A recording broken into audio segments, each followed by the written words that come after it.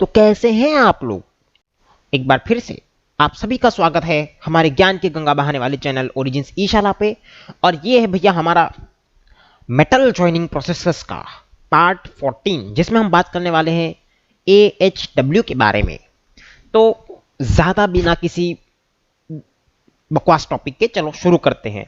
और हाँ, अपने कान में वो चुभने वाले जो भी तुम ईयरफोन डालते हो तो डाल देना, नहीं तो बाद में मत बोलना वार्निंग नहीं दी। तो सबसे पहले कि AHW है क्या, तो स्क्रीन पे देख लो आंख फाड़ के, एटॉमिक हाइड्रोजन वेल्डिंग। तो इसके नाम से काम छुपाना है, अपने काम से नाम, नाम से काम, जो बोलना है बोलो, पर नाम तुम्हें समझ में आ गया तो प्रोसेस समझ में आ जाएगी। अब एटॉमिक हाइड्रोजन यानी ये वेल्डिंग कुछ ना कुछ लेन देन है इसका हाइड्रोजन के एटम से। तो चलिए देखते हैं। तो सबसे पहले तो एक लंबी चौड़ी डेफिनेशन देख लेते हैं जो इसका बेसिक आइडिया दे देगी आपको कि भैया ये एक थर्मोकेमिकल वेल्डिंग प्रोसेस है। यहां पर हम केमिकल इसलिए लिख रहे हैं क्योंकि यहां पर हाइड्रोजन का कुछ केमिकल लोचा करेंगे जिससे हमें हीट मिलने वाली है, और इसलिए थर्मो भी आ गया, इसलिए थर्मोकेमिकल वेल्डिंग प्रोसेस है जिसमें हम वर्कपीस को हाइड्रोजन स्ट्रीम और आर्क से कुछ हीट जनरेट करके ज्वाइन करने वाले हैं। और हाँ, यहां पे खास बात यह है कि यहां पर दो टंगस्टन के इलेक्ट्रोड होंगे, यानी ये उन मेटल ज्वाइनिंग प्रोसेस में है जिसमें हमारा जो इलेक्ट्रोड का जो सर्किट होता है वो वर्कपीस और इलेक्ट्रोड के साथ नहीं करंट का बनेगा, लेकिन दो इलेक्ट्रोड के बीच में बनेगा। और यहां पर इसलिए हमारे दोनों इलेक्ट्रोड जो है टंगस्टन के हैं, और इन दोनों को ही हम पॉजिटिव नेगेटिव करके यूज करने वाले हैं। अब इस फिगर को तुम ध्यान से देखोगे तो तुम्हें पता चल जाएगा कि पहली बात, इसके अंदर दो टंगस्टन इलेक्ट्रोड है ऑब्वियसली, एक ये वाला ब्लैक वाला और दूसरा ये, और इन दोनों को होल्ड करने के लिए हमारे पास है इलेक्ट्रोड क्लैंप। और ये जो क्लैंप है ये नोजल के शेप में होता है। अब इस बाजू से तुम देख सकते हो कि इलेक्ट्रोड को तो भैया हमने डायरेक्टली पावर सप्लाई से ज्वाइन कर दिया 300 वोल्ट की, लेकिन ये जो हाइड्रोजन शील्डिंग गैस है इसके लिए भी हमें गैस पाइप अटैच करनी पड़ती है, उसका भी फिगर बताऊंगा, टेंशन मत लो। और क्योंकि इसमें हमारे पास सिर्फ टंगस्टन के इलेक्ट्रोड है, तो यहां पर टंगस्टन हमें पता है नॉन कंज्यूमेबल टाइप का इलेक्ट्रोड है, तो ऑब्वियस बात है आपको फिलर मेटल अलग से देना पड़ेगा अगर आपने बहुत ज्यादा गैप दिया है वेल्डिंग के लिए। और हर बार की तरह हाइड्रोजन एक इनर्ट गैस है, तो वो इस केमिकल रिएक्शन को, इस वेल्डिंग रिएक्शन को शील्ड करेगी, लेकिन इसके साथ साथ यहाँ पर कुछ स्पेशल रिएक्शन भी होता है, वो मैं आपको अभी बताता हूं। तो पहली बात, यहां पर ये जो आर्क जनरेट हो रहा है, ये आर्क हमारे केमिकल रिएक्शन को सपोर्ट कर रहा है। कौन सा केमिकल रिएक्शन है वो देखते हैं। और जैसे कि मैंने कहा, क्योंकि टंगस्टन यहां पर कोई तरीके से मेल्ट नहीं होने वाला, कंज्यूम नहीं होने वाला, तो आपको एक्सटर्नल फिलर रॉड देना पड़ेगा। हाँ, लेकिन अगर वहां पर आपने गैप बहुत छोटा दिया है एच प्रिपरेशन में, या फिर मटेरियल की ज्यादा जरूरत नहीं है, तो बिना फिलर मेटल के भी आप काम कर सकते हो।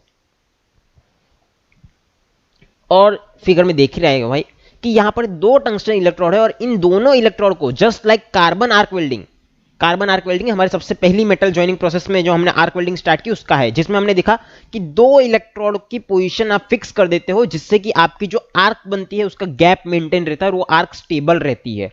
तो यहां पर हम वही लॉजिक लगा रहे कि दो टंगस्टन के इलेक्ट्रोड यूज कर रहे हैं इंस्टेड ऑफ कार्बन इलेक्ट्रोड, यानी कार्बन आर्क वेल्डिंग थी तो कार्बन के इलेक्ट्रोड थे, यहां पर टंगस्टन के दो इलेक्ट्रोड लेने हैं और उनके बीच का गैप आर्क जनरेट करने के बाद फिक्स रखना है। तो थ्रू आउट आपकी वेल्डिंग आप चाहे कितना भी हिला लो इसे, जब तक आपका एक गैप मेंटेन रहेगा आपको कोई टेंशन की बात नहीं, आप वेल्डिंग इजीली कर सकते हो और आपकी आर्क स्टेबल रहेगी। अब ये जो दो नोजल है इन्हें हम बोलते हैं एन्युलर नोजल। एन्युलर इसलिए भैया कि ये हॉलो है, हॉलो है, उसके साथ इसका ये जो टंगस्टन इलेक्ट्रोड फिट किया है उसके इनर वॉल और आउटर वॉल के बीच में भी वापस हॉलो है, ताकि वहां से हम हाइड्रोजन गैस घुसेड़ सके साइड से। और ऑब्वियसली इसके लिए हमें हाइड्रोजन गैस का सिलेंडर होना चाहिए, लेकिन हाइड्रोजन गैस का सिलेंडर अकेले नहीं, उसके साथ हमें ऑक्सीजन गैस का सिलेंडर भी यूज करना पड़ता है। और क्योंकि यहां पर हम हमारी इलेक्ट्रिक सर्किट इलेक्ट्रोड से ही ज्वाइंट करके बना रहे हैं, तो हमारे दोनों इलेक्ट्रोड के ऊपर हमें सेम टेम्परेचर मिलना चाहिए, इसलिए हम एसी पावर सोर्स को पसंद करते हैं, प्रेफरेंस देते हैं। क्योंकि एसी पावर सोर्स में हम जानते हैं कि एक बार पॉजिटिव नेगेटिव, पॉजिटिव नेगेटिव एक सेकंड में तकरीबन 300 से भी ज्यादा बार चेंज हो जाता है। तो इसकी वजह से हमारा जो दोनों इलेक्ट्रोड है दोनों पे टेम्परेचर हमें सेम मिलता है और हमारी वेल्डिंग बहुत ही अच्छी क्लीन होती है, हमें अच्छी सरफेस फिनिश मिलती है और जो हीट मिलती है वो भी अच्छी मिलती है। और हाँ, एक बात, अगर आपको एटॉमिक हाइड्रोजन वेल्डिंग करनी है तो उसके लिए आपको मिनिमम 300 वोल्ट का ओपन सर्किट वोल्टेज वाला ट्रांसफॉर्मर यूज करना पड़ेगा, ताकि आप आर्क को स्ट्राइक करके उसे मेंटेन करके रख सको।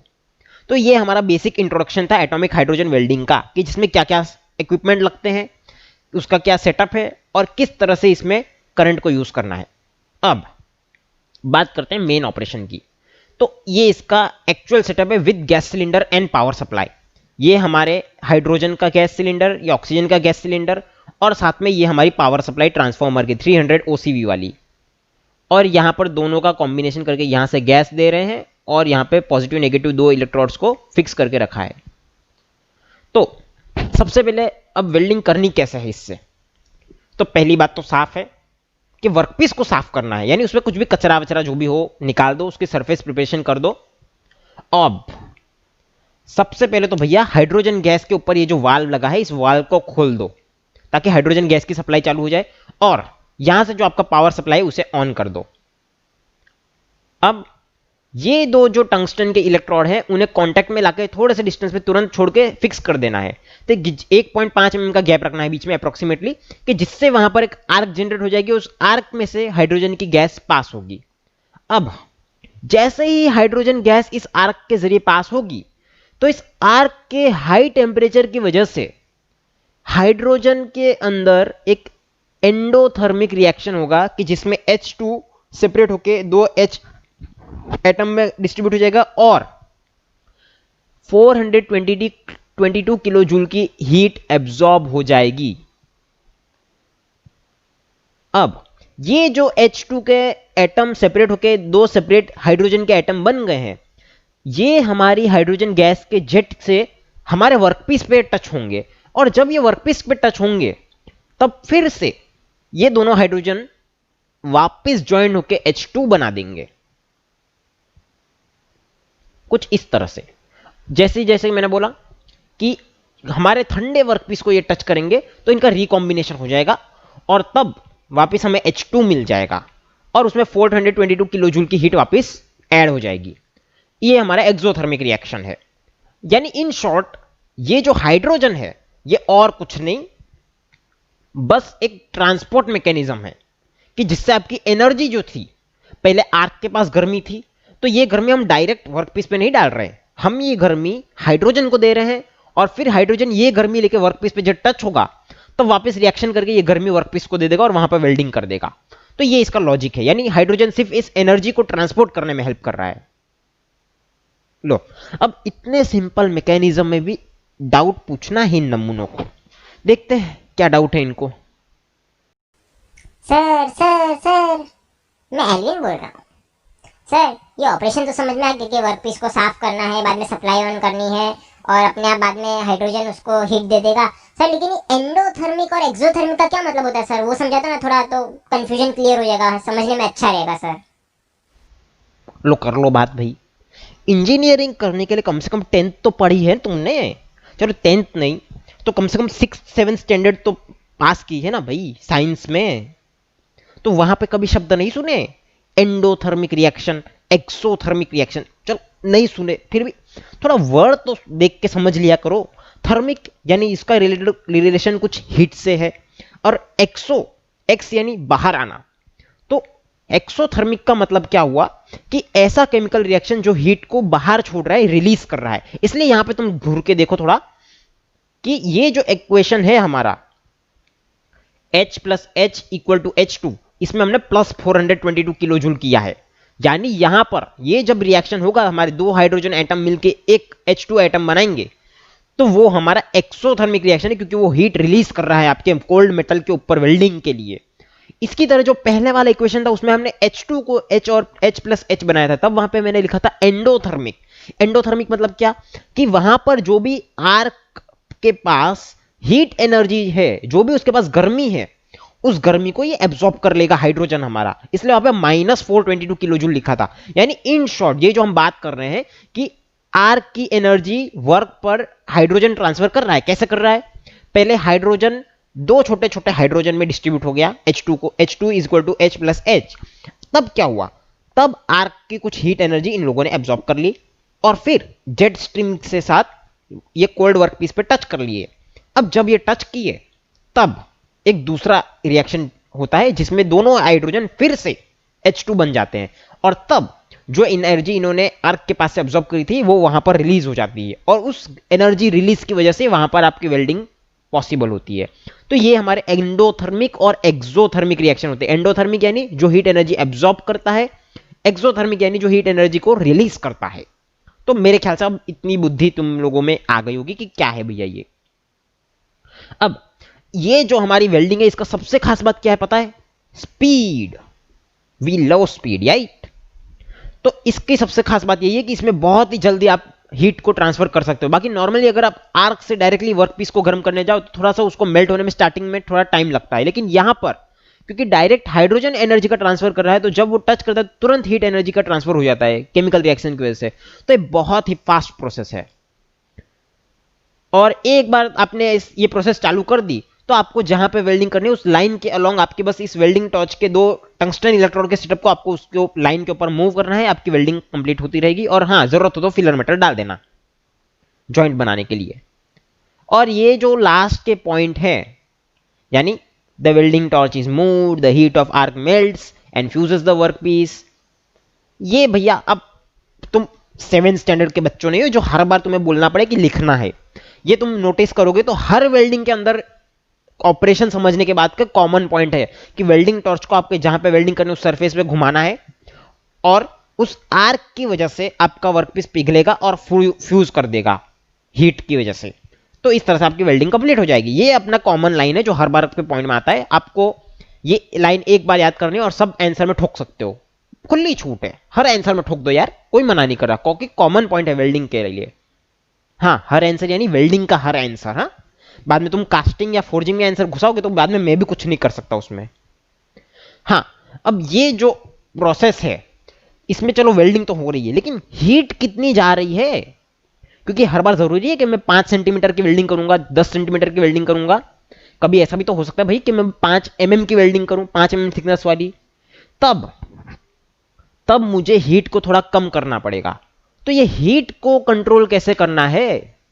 तो इसके लिए भैया आपका जो आर्क है और जो इलेक्ट्रोड का गैप है, इन दोनों को गैप को मेंटेन करके तुम हीट को कंट्रोल कर सकते हो।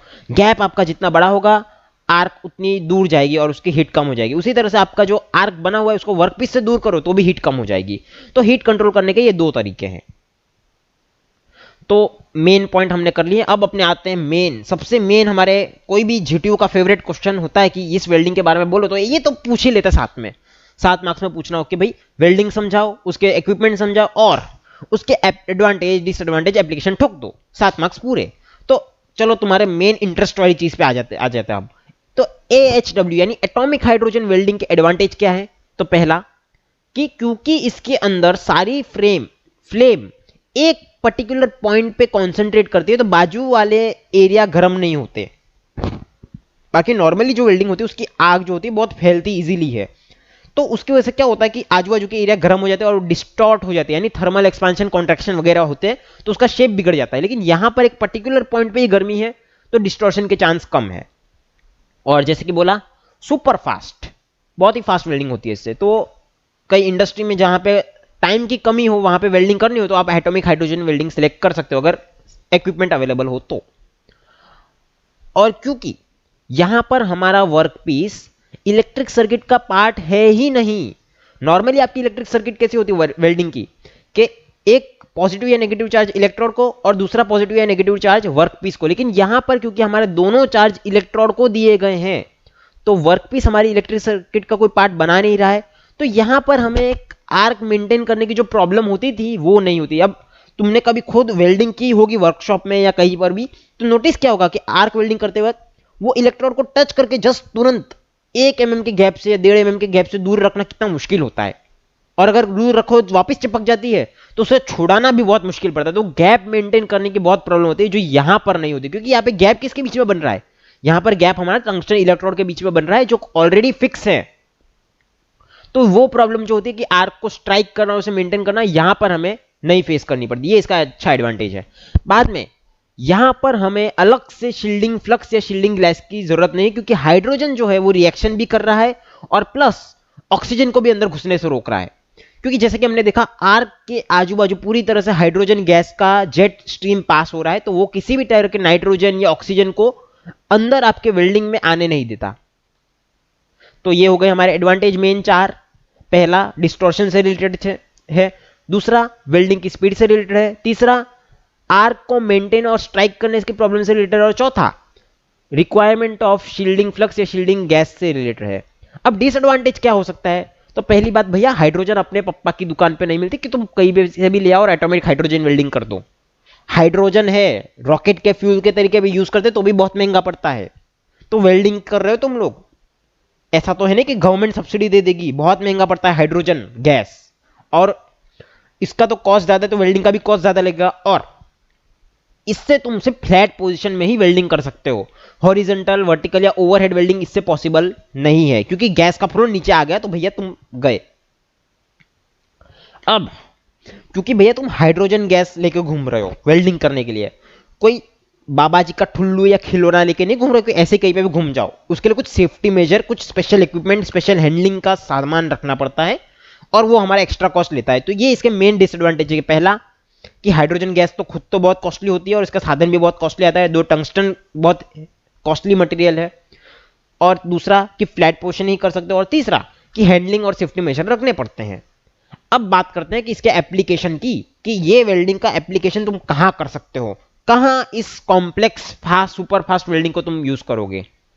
तो पहला, टूल स्टील जिसमें टंगस्टन, निकल और मोलिब्डेनम जैसे एलॉय हो।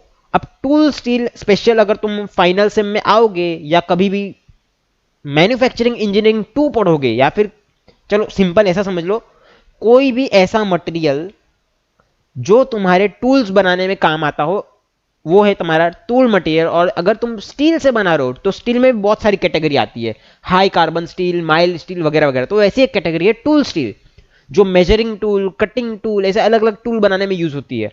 तो टूल की रिक्वायरमेंट है कि बहुत ही हार्ड, कोरोजन रेजिस्टेंस और केमिकल रिएक्शन को रोकने वाले होने चाहिए।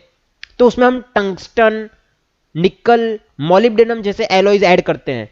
तो ये जो एलॉय है, ये हमारे नॉर्मल कंडीशन में वेल्डिंग करना बहुत मुश्किल होता है, क्योंकि ये बहुत ही हाई टेम्परेचर को सस्टेन कर पाते हैं।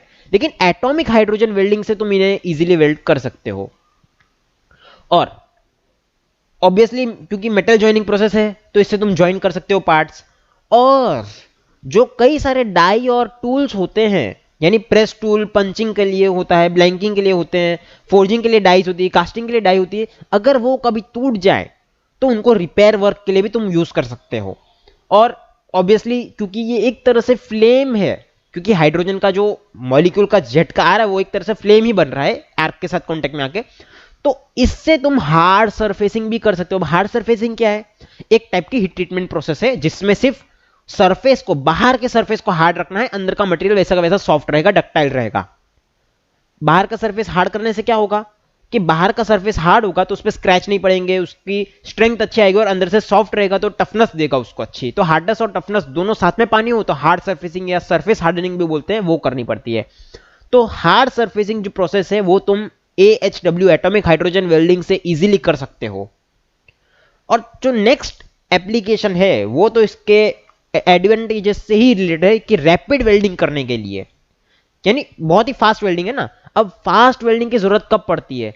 जब मुझे स्टेनलेस स्टील या फिर किसी भी नॉन फेरस मेटल की वेल्डिंग करनी हो, या स्पेशल एलॉय कुछ हो जिसकी वेल्डिंग करनी है। अब नॉर्मल कंडीशन में तुम देखोगे तो स्टेनलेस स्टील की आर्क वेल्डिंग करना बहुत मुश्किल है, सिर्फ उसको GMAW या GTOW से ही वेल्डिंग कर सकते हैं, वो भी बहुत मुश्किल पड़ती है। बाकी तुम गैस वेल्डिंग करने जाओ तो स्टेनलेस स्टील की गैस वेल्डिंग नहीं हो सकती।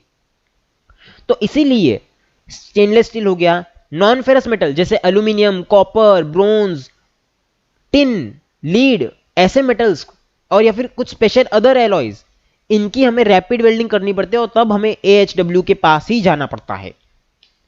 तो मेरे ख्याल से आज का ये AHW एटॉमिक हाइड्रोजन वेल्डिंग का टॉपिक तुम्हारे दिमाग में अच्छे से घुसेड़ दिया है मैंने।